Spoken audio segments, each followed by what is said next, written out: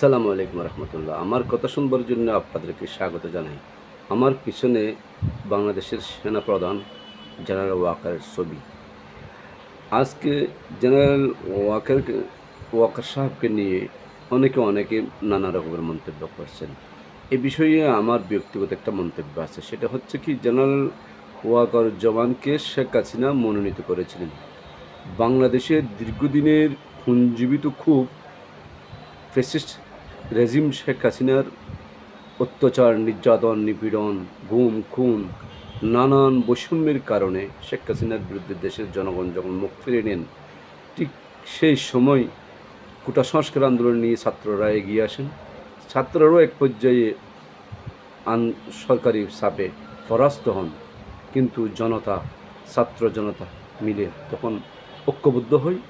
general ওয়াকারও শেষ পর্যন্ত জনতার আকাঙ্ক্ষা পূরণে